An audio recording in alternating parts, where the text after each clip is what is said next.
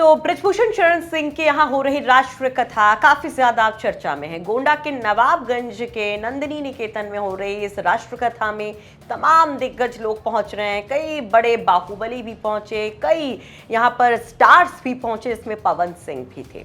लेकिन अब एक बड़ा स्टार यहाँ पर अवध का पहुंचा तो मानो कि उसका ही दबदबा दिखाई दिया। सोशल मीडिया जब आप उठाकर देखेंगे तो आपको ये नाम हर जगह दिख जाएगा। कई सारे वीडियोस, कई सारी तस्वीरें इस स्टार की, अवध का स्टार जो है उसकी खूब शेयर की जा रही हैं।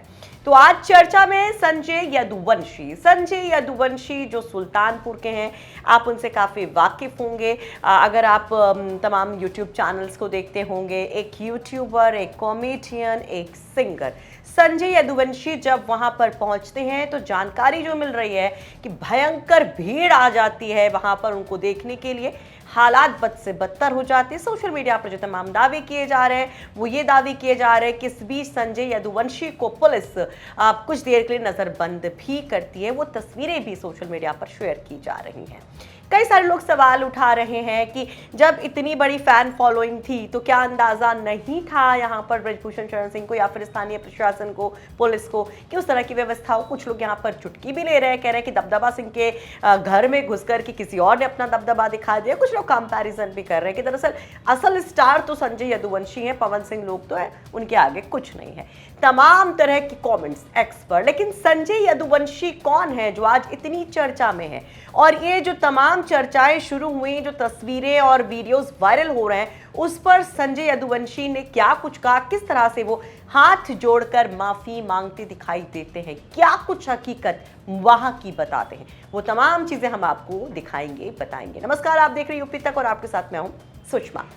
तो संजय यदुवंशी कौन है वो आपको हम बताएं तफसील से कि किस तरह से फर्श से अर्श तक का सफर शुरू किया संजय यदुवंशी ने, किस तरह से अपनी पहली कमाई से एक साइकिल से एक भयंकर महंगी गाड़ी तक का उनका सफर रहा, किस तरह से वो एक आम व्यक्ति से, एक आम लड़के से इतने बड़े स्टार बने कि अवध में उनकी इतनी बड़ी फैन फॉलोइंग है। लेकिन उसके पहले संजय यदुवंशी का ये बयान सुनिए। आप लोगों को बता दें, आज मैं गोंडा गया था और जिन भी भाइयों से नहीं मिल पाया मैं तहे दिल से माफी चाहूंगा। आप लोगों को बता दूं, जैसे ही गेट के पास हम लोग अंदर जा रहे तो इतना जन सैलाब हम लोगों के ऊपर टूट पड़ा, इतने भाई आ गए, प्रशासन से ही नहीं थम रहे थे। तो अगर हम लोगों को आगे जाना पड़ता तो फिर पुलिस को लाठी चार्ज करना पड़ता। तो मैं नहीं चाहता था कि पुलिस लाठी चार्ज करे, इसलिए मैंने खुद ही कहा कि अभी बाद में चलेंगे। तो पुलिस वालों ने नजर बंद कर दिया। तो संजय यदुवंशी यहाँ पर हाथ जोड़कर माफी मांग रहे अपने तमाम फैंस से और कह रहे हैं कि दरअसल वहां पर स्थिति काफी बिगड़ गई थी। वो कह रहे हैं कि स्थिति ऐसी हो गई थी कि लाठी चार्ज तक की नौबत आ गई थी और इसलिए उन्होंने वहां से जाना ही मुनासिब समझा। वो पुलिस की तरफ से पकड़े जाने पर भी कहते कि दरअसल वहां पर भीड़ को देखते हुए जिस तरह से हालात बिगड़ रहे थे, इस वजह से पुलिस ने उनको कुछ देर के लिए कमरे में बंद किया था। लेकिन सोशल मीडिया पर तमाम तरह के कॉमेंट्स किए जा रहे थे, जरा देखिए।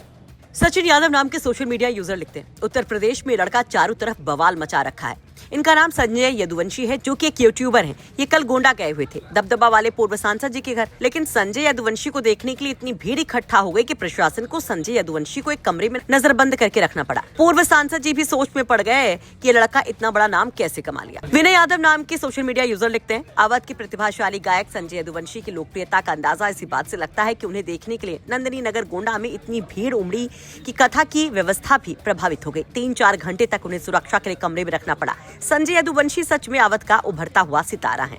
रुचि आदर्श नाम के सोशल मीडिया हैंडल से लिखा जाता है, ये संजय यदुवंशी की बढ़ती लोकप्रियता और लोगों के जबरदस्त प्यार का साफ सबूत है। भीड़ का बेकाबू होना बताता है कि अवध क्षेत्र को अपना नया सितारा मिल चुका है। लोकप्रियता के साथ बेहतर व्यवस्था भी जरूरी है। दिनेश खांडेलवाल नाम से एक सोशल मीडिया यूजर लिखते हैं, ये संजय यदुवंशी की लोकप्रियता थी कि इतनी जबरदस्त भीड़ थी। आयोजकों को शायद इतनी भीड़ का अंदाजा नहीं रहा होगा, इसलिए अपर्याप्त व्यवस्था की वजह से अव्यवस्था हो गई। संजय यदुवंशी कौन है, चलिए अब आपको वो भी बताते हैं। तो संजय यदुवंशी का सफर किस तरह से शुरू हुआ, जरा जानिए। कहा जाता है कि चंडीगढ़ में 2020 में संजय के मौसा रमेश यादव ने उन्हें एक स्मार्टफोन दिया, जिसके बाद पहले उन्होंने यूट्यूब पर संजय यादव कॉमेडी का एक चैनल बनाया और उस पर कॉमेडी वीडियोस डालने शुरू किए। बाद में जब उनकी कॉमेडी काफी चर्चित हो गई तो रील वायरल होने शुरू हो गए। तो 1 साल बाद उनके साथ उनका बड़ा भाई शिवा यादव भी काम करने लग गया। दोनों मिलकर के यूट्यूब चैनल चलाने लगे। लेकिन इस बीच सिंगिंग का एक वीडियो सामने आता और उसके बाद मानो कि सब कुछ बदल जाता है।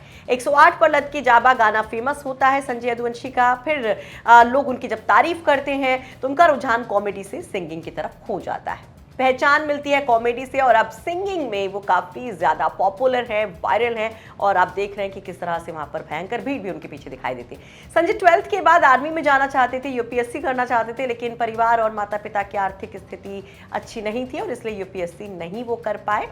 हनुमत इंटर कॉलेज धमौर में 9 से 12 तक वो पढ़ते हैं और इस दौरान स्कूल के तमाम प्रतिभावान बच्चों में से एक वो माने जाते रहे और संजय खेल कूद, वाद विवाद प्रतियोगिता और कहा जाता है कि साइंस की जो तमाम एग्जीबिशंस होते हैं उसमें भी काफ़ी अच्छी परफॉर्मेंस देते रहे। संजय ने सोशल मीडिया और यूट्यूब से पहले अपनी जो सैलरी मिली, जो पैसा मिला, उससे एक रेंजर साइकिल खरीदी थी और साल 2023 में बुलेट खरीदी और फिर 2025 में उनके भाई जब उनके साथ आ गए तो कुछ ही महीनों के बाद सोशल मीडिया से इतनी कमाई होने लगी कि उनके पास स्कॉर्पियो और थार गाड़ी तक आ गई। मौजूदा वक्त में संजय के पिता गांव में परिवार के साथ रहकर खेती किसानी करते हैं। बेहद साधारण सा परिवार है। अगर संजय यादव उर्फ संजय यदुवंशी के पिता की बात की जाए तो सियाराम यादव उनके पिता हैं। वो हरियाणा के ऑटो पिन तिलक नगर के इलाके में रहते थे, ऑटो चलाते थे। उनकी माँ घरेलू महिला और संजय 4 भाई बहन, जिसमें शिवा यादव, जैसा कि हमने आपको बताया कि वो उनके साथ कंटेंट क्रिएट करते हैं। तो ये तमाम इन्फॉर्मेशन जो हमें मिली। लेकिन अभी आपको एक और बात बता दूं कि कुछ दिन पहले भी संजय यदुवंशी काफ़ी चर्चा में आए थे दूसरे गुट से मारपीट के एक विवाद को लेकर, जिसमें वो भी चोटिल हुए थे।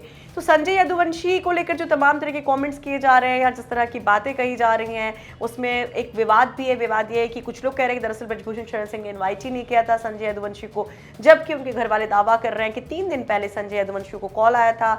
उन्होंने बताया था कि ब्रजभूषण शरण सिंह ने उनको इन्वाइट किया है वहां पर राष्ट्र कथा में आने के लिए, तो वो वहां पर गए हैं। ये भी एक विवाद का विषय है। खैर, इस पर आप क्या कहेंगे? अपनी राय कमेंट बॉक्स में जरूर रखिए। और आपको बता दें कि रिपोर्ट तैयार करने में सुल्तानपुर से हमारे सहयोगी नितिन श्रीवास्तव ने हमारी मदद की। ये बताइए कि आपकी अरेंज मैरिज हुई पत्नी के साथ या लव मैरिज?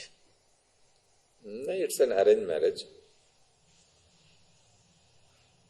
हमारे एक मित्र सांसद रहे हमारे साथ पार्लियामेंट में, फिर उन्हीं के थ्रू मुलाकात हुई, बातचीत हुई, फिर हम लोगों की बाद में बातचीत करके शादी हुई 2017 में। ये लव मैरिज आपका नहीं था?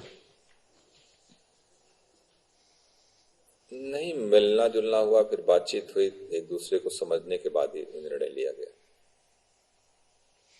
और पहली शादी बहुत उतार चढ़ाव का था, तो इसलिए सोच समझ के निर्णय लिया गया। मेरी पहली जब शादी हुई थी, जिन पत्नी का मेरे निधन हो गया, वो शादी उनको मैं देखा भी नहीं था, बातचीत भी नहीं की, घर वालों ने शादी तय की थी। और अब दुर्भाग्य वो नहीं रहे इस दुनिया में, जाने दीजिए। तो